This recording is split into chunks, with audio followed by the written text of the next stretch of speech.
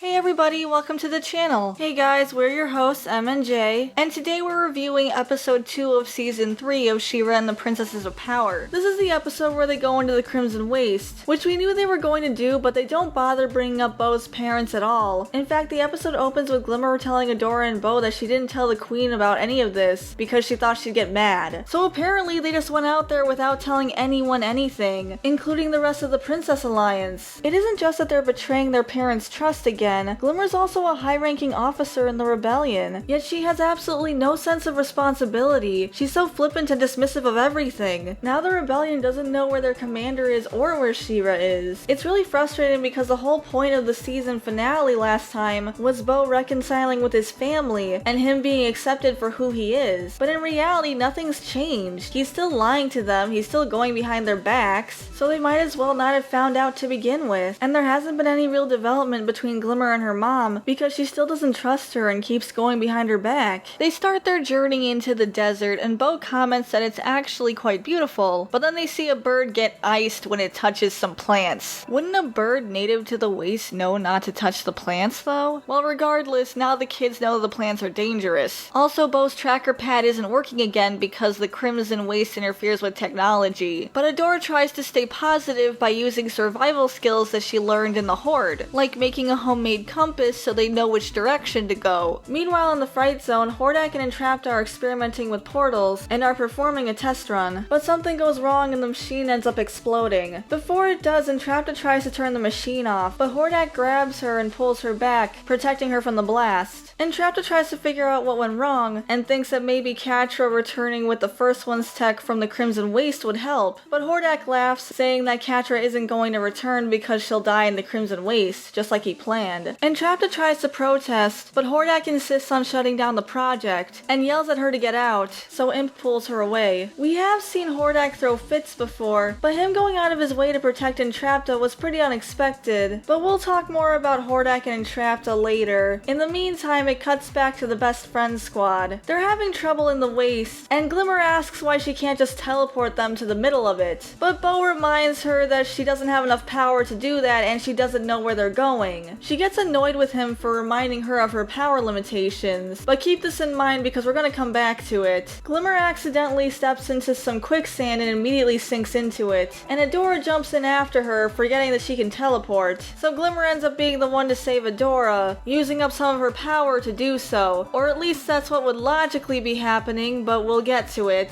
Bo says they might not be prepared for this journey. What was your first clue? Maybe you guys should have thought of that before running off to the most inhospitable and unforgiving place in the world. Just saying. But Adora insists that it's fine and they just need to rest for a bit. Adora offers to make a shelter, but Glimmer points out there's this giant skeletal structure not far from them they can probably use for shelter. Adora tries to get a better look at it by using her hands as binoculars, like she's a child, but Bo gives her a real set of binoculars and a thumbs up. Weird joke, but I guess the heat's getting to her. Maybe she should take her jacket off. Bo doubts they'll find anything useful because the Crimson Waste is an abandoned wasteland, but it turns out it's actually a cantina filled with people. They don't look like the friendliest people, so Adora says they should act tough and try to blend in, which goes about as well as you'd think it would. Bo draws attention to them by saying good afternoon to everyone, only to say he doesn't actually care if they have a good afternoon because he's bad. And Adora gets up on the counter asking for directions after she's ignored by the bartender. This gets them in trouble, but they're rescued by reboot Huntara. In the original, Huntara was actually an alien, which wasn't very uncommon for Etheria, but obviously they can't do that in this version, with Etheria being stuck in a pocket dimension. So instead she's the most feared person in the Crimson Waste, all of whom are outlaws and scoundrels from around Etheria. In the original, her voice was actually pretty gruff, and I am okay with softening it a little bit, but I feel like this was softened too much. She kinda sounds like an ant now. Kids, what are you doing? Asking these lowlifes for help?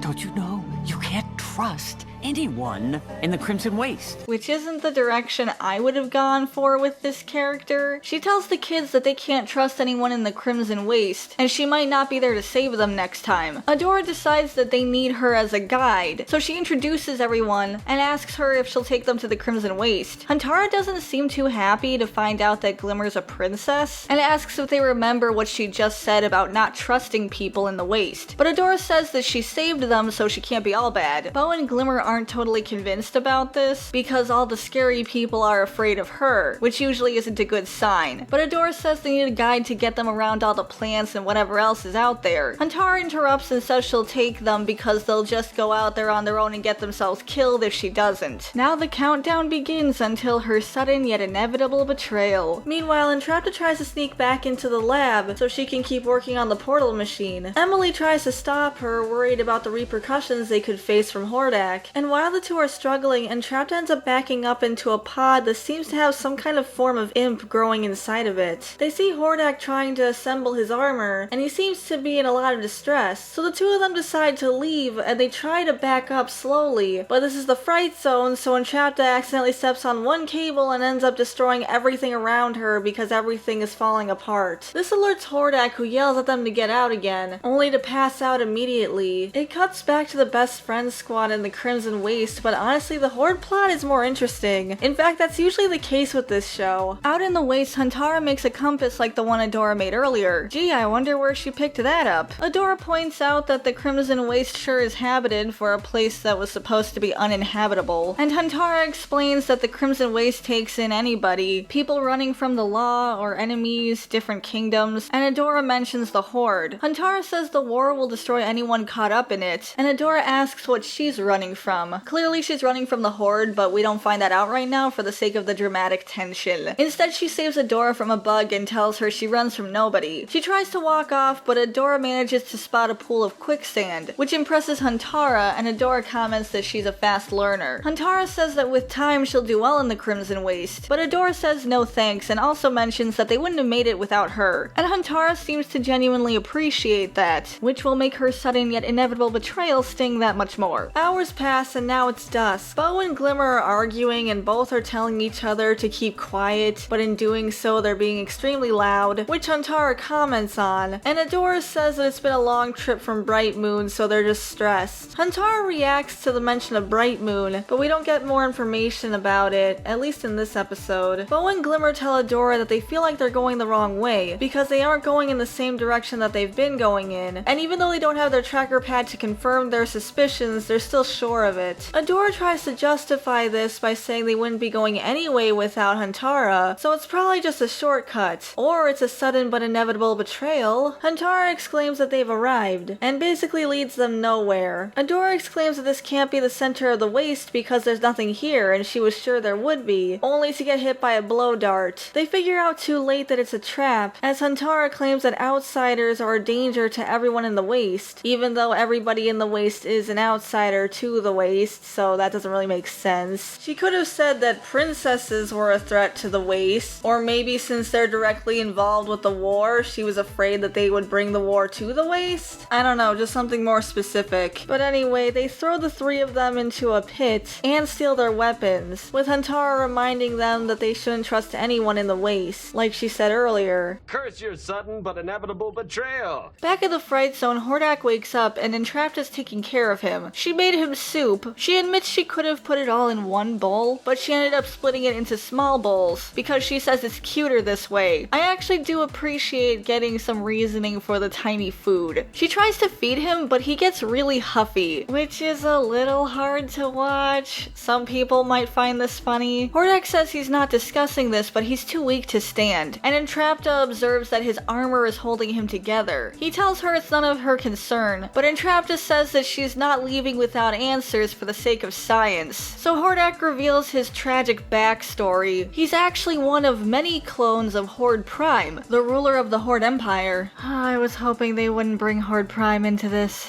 Apparently, Horde Prime cloned an army of himself so he could take over all the known universe. Hordak was his top general, but there was a defect in his cloning. Horde Prime doesn't accept defects, so he sent Hordak to die on the front lines. But while he was out there, a portal opened up and he ended up in Etheria. Entrapta? Where did the portal come from? Who opened it? Is this before or after Mara? It's just confusing. He talks about how even though he was stranded all alone with nothing but his ship, he was able to build an empire. And once he does open the portal, the Horde armies can go through it, finally conquering Etheria and proving to Horde Prime that he isn't a failure. But he laments that his machine doesn't work, and that he hasn't been able to conquer the planet or clone himself a new body. So he wonders if Horde Prime was right. He's interrupted by Entrapta, who's furiously searching for tools. She assures him that she is listening, but the tools she needs aren't here, so she rushes off. This backstory for Hordak is actually a pretty big departure from the original, to the surprise of no one. It's true that reboots are free to take liberties, but this Hordak is really just a totally different character. The original character wasn't a clone. He was the confident, evil, and scheming ruler of Etheria. He did answer to Horde Prime, who ruled the Horde Empire, but his body wasn't falling apart. In fact, he could transform into various machines. This Hordak clearly has a lot of insecurities. They have very different themes, which makes them different characters. I don't have anything against sympathetic villains, but this just isn't Hordak. Back in the Crimson Waste, the best friend squad is trying to escape the pit. For some reason, Glimmer is having trouble teleporting out of it. It ends up taking 10 tries for them to finally escape. Isn't this all a waste of Glimmer's magic? And why is she having trouble getting out of this pit? She did fine with the quicksand. Is it a distance problem? Because she's teleported long distances before, including all over Entrapta's castle, and that place was a booby-trapped labyrinth. Maybe this is supposed to be a joke? But Glimmer finally gets them on solid ground and starts complaining about everything they've had to endure so far. But Bo stops her, pointing out they need to be there for Adora. Adora laments about how everything went wrong and she really needed this, because she finally felt like she was in control for once and thought that finding out more about Mara would help her find out more about herself. Her friends rally around her, saying that even though they've been beaten down, they aren't out of the game yet. And it is a nice moment to see them press on even in the face of all this adversity. It's unfortunate that everything leading up to this point was so frustrating, because this actually is a nice moment. Adora realizes that Huntara left a giant trail of footprints leading right to her location. You'd think the strongest person in the waste would know to cover her tracks. It's really amateur of her. I guess she thought they would die in the pit, but still. Back in the Fright Zone, Entrapta has her tools, and she says this is going to be fun, but Hordak's being grumpy again. He says he doesn't need her help, but she says everyone needs help sometimes. She also says he doesn't have to feel bad about being imperfect, and talks about how Emily is imperfect. Apparently her left leg sticks, and she's glitchy and loud, but Entrapta says that's why she likes her. But all those things could probably be fixed. I'm sure this is supposed to be a message about accepting yourself for who you are, including your flaws. But there's also nothing wrong with trying to better yourself by acknowledging your flaws and working to be the best you can be. But Entrapta goes on to say that imperfection is what makes science possible, and it's beautiful. At least she believes so. And then everything around her just starts sparking a lot. It ends up backlighting her in a way that's very obviously shipping. It turns out we weren't the only people who were concerned about the Hordak Entrapta ship, especially considering the fact that it seems like it's going to be endgame. On Twitter, Entrapta's character designer claimed that they were around the same age, putting Entrapta closer to her 30s. This really caught us off guard, since there's been no indication of this in the actual show. It's confusing because there are characters that are clearly adults and characters that are clearly young, and Entrapta has always been portrayed the way the other teens have been. But on the other hand, so has Scorpia. She said in the prom episode that she never had a good relationship with the other princesses, and that she felt more comfortable with the Horde, so she would have needed time to have these interactions with the other princesses, and ultimately be rejected by them for whatever reason. But we saw the Scorpion people being conquered when King Micah was a child. But I'm sure there'll be some kind of explanation, probably outside of the actual show, to justify the Catra and Scorpia ship. But these things should really be addressed within the show. For a show that's rated TVY7, is it really a good idea to portray a clearly adult man with a woman who is constantly being mistaken for a teenager? Same goes for Catra and Scorpia and Seahawk and Mermista. Entrapta starts working on Hordak. She says she has extra First Ones tech and she can't think of a better way to use it than with this. As she works, she says that he shouldn't get so caught up in feeling like a failure. She says that she's a failure because Adora abandoned her, except that was really a communication problem. And Catra stopped talking talking to her, but Catra was manipulating her from the start. But she says despite all that, she keeps going. Hordak tries to stop her from calling herself a failure, but she interrupts him to continue her work. She reveals that she's made an exoskeleton for him out of First One's tech, and says this will do a better job of compensating for his organic body. She asks what it feels like, and he says it feels powerful, which might be a little concerning, even with this less evil Hordak. Then he tries to flirt, saying he acknowledges the work she put into this armor and that it's very technologically sound. Imp acts like his little wingman and kicks and screeches at him to do a better job at flirting. So he tells her that she's not a failure and anyone who would say otherwise is a fool. So Entrapta says that she likes being friends with him too. You keep using the word.